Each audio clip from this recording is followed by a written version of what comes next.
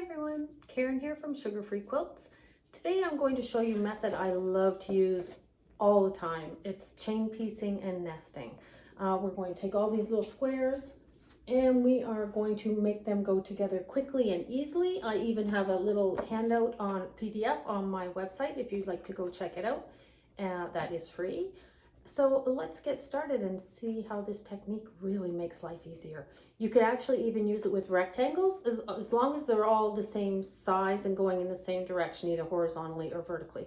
So let's check it out. So to get started, you can see I've labeled by column. So we're working in columns. So we've got our 1 through 6, and the top or the first ones in our column we're going to label with an A. So it's simply 1, 2, 3, 4, 5, and 6.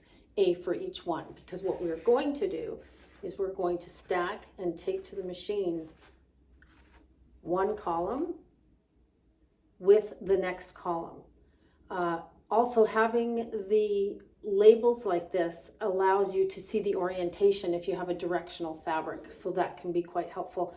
So typically, once you're more familiar with the process, you can just label your top column. But for today, I'm going to label all of the squares so you can kind of see the process, but don't feel like you have to do that every time.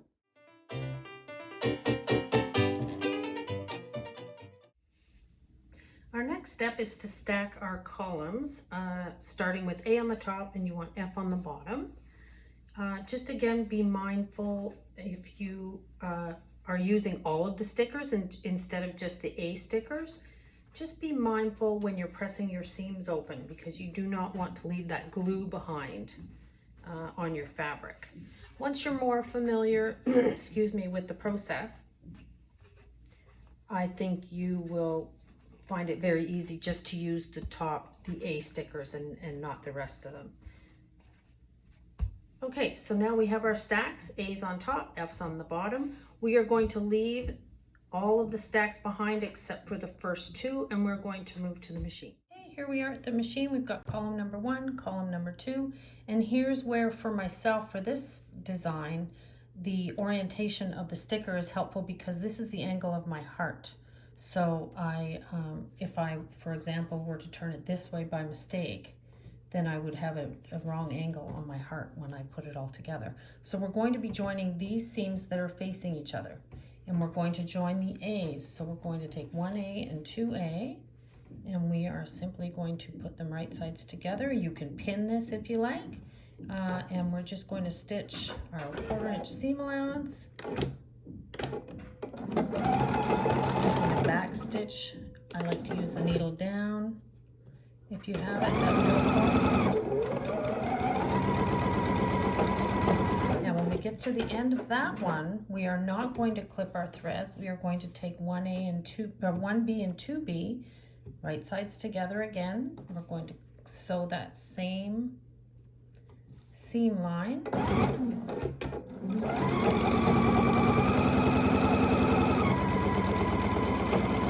And we're going to keep doing this, 1C, 2C, until both columns are joined.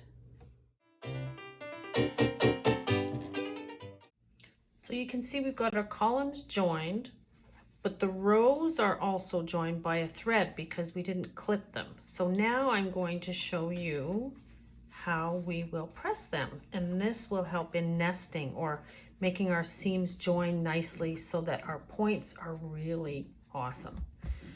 So we've got 1 at the top, or A at the top and F at the bottom. Okay, we're going to press every alternate row a different direction. Now I'm going to use my mini iron because I do have the stickers on all of these and I don't want to get the glue on stuck on any of the fabric. Normally I would just use a regular iron, but just for display purposes today, I will use the mini iron so I don't get glue on my fabric. Okay, so we are going to press all of the even squares to the right, the seam allowances to the right. So every second square, the seam allowance is going that way. Okay. And this does get easier the more rows you join. It's just a little finicky at the beginning. So now we're going to press this one this way. So let's just take and flip this so that our seam allowance will point towards me. Okay, so now all our seam allowances are alternating their direction.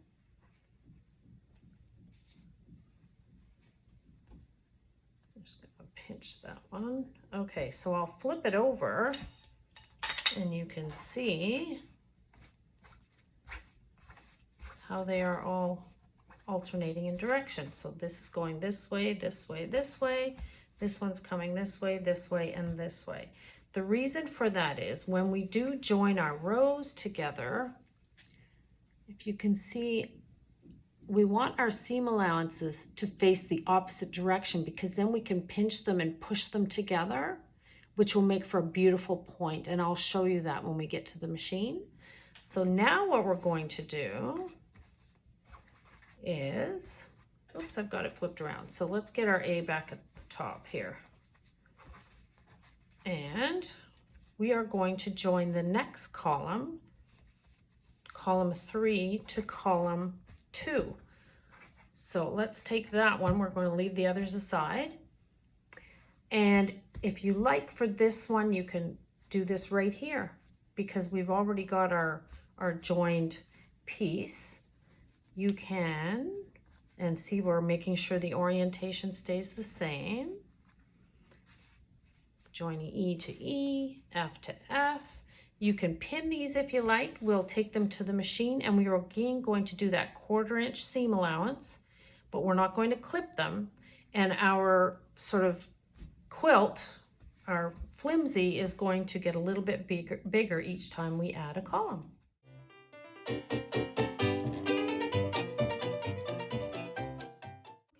At the pressing stage again, we've got the 3rd column joined to the 1st and 2nd, and we're going to press it similarly to the last time.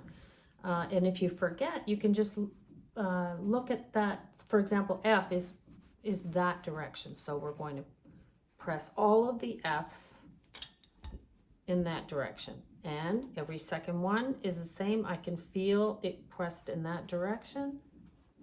We want to make sure each row is pressed in the same direction, but the opposite to the one beside it.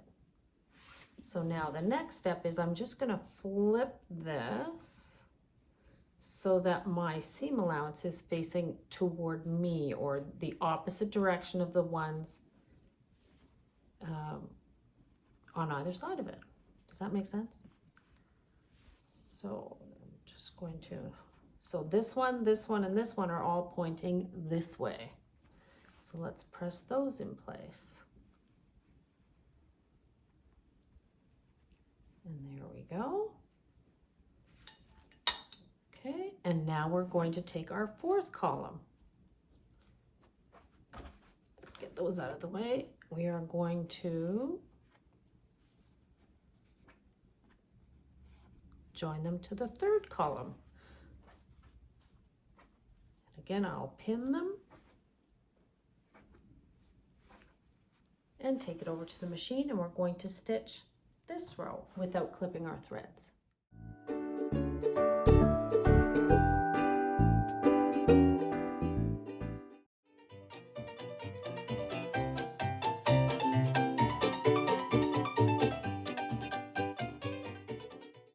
Columns joined, and so here are rows and our columns are just literally joined by a thread.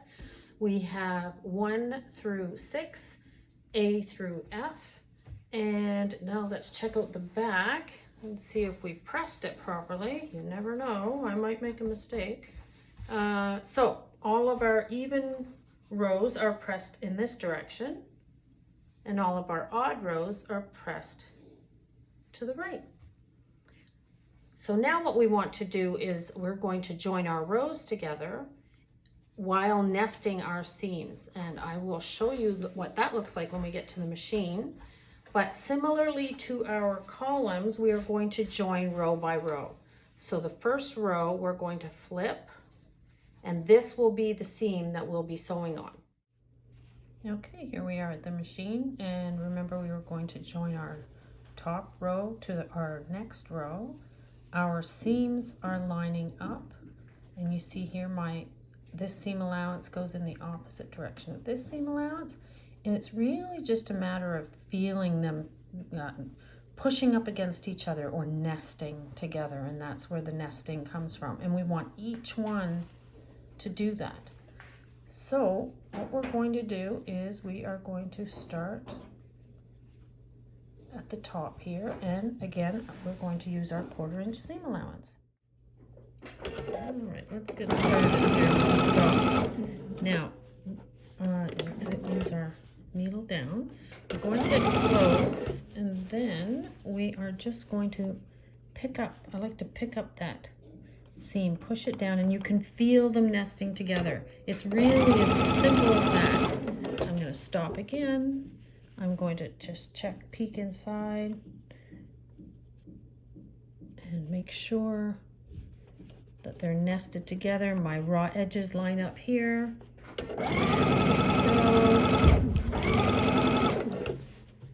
Let's go a little bit further. Okay, so as you can see here, our seams are lining up. I'm going to push, just feeling them nest. And again, we're just going to keep going, feeling them nest. And you can really just feel it. It's just a feeling that you have when they're pushed together.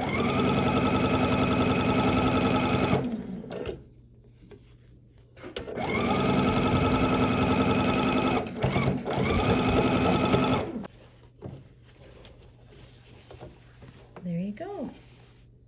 Some really great points because we nested our seams.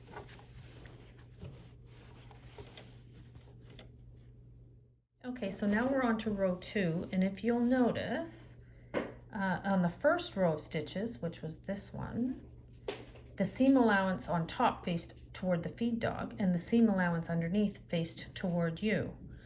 This time, on the even rows, the seam allowance will face toward the sewer, and the seam allowance on the bottom will face the feed dog. So it'll alternate, just like they did when we pressed our seams. This one, it's not tricky, but it's not as simple as this one. When this seam allowance goes toward the feed dog, it automatically wants to push in toward that other seam to nest. On this one, the seam allowance underneath is what's being pushed. We have to be cautious that our feed dogs here don't want to push it that way. So we just have to be mindful as we're sewing that one. It'll still want to nest, but it sometimes needs a little bit more guidance. So let's just see. Sometimes my hand work or the way I use my hands on this row is a little bit different.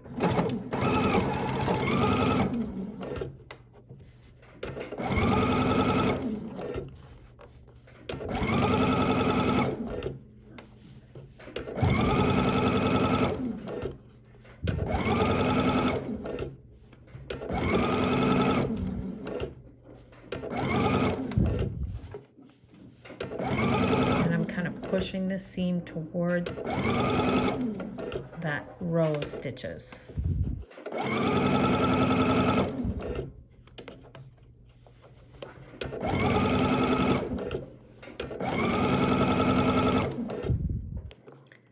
Okay. So now we're going to go over to the iron.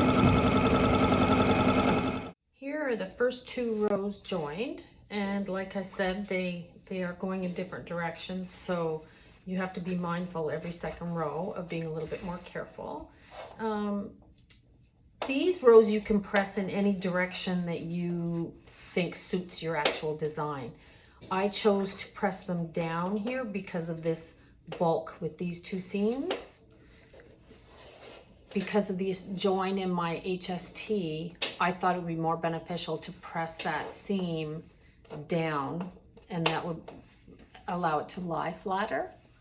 So now we're just going to go over and finish up the rest of our rows, and we will have a nice little block of a heart pattern.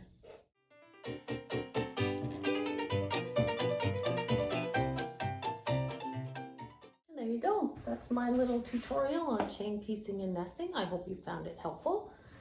I'll give you a little close up here. You can see how the seams line up, and especially on the back, you'll be able to see how they go in opposite directions. And you will also see the rows. It really doesn't matter when you're sewing horizontally which direction you press once your seams are nested. So if you enjoyed this video, please like and subscribe my channel. Head on over to our website, sugarfreequilts.com. There's a free PDF on chain piecing and nesting. And I appreciate your interest. Bye for now.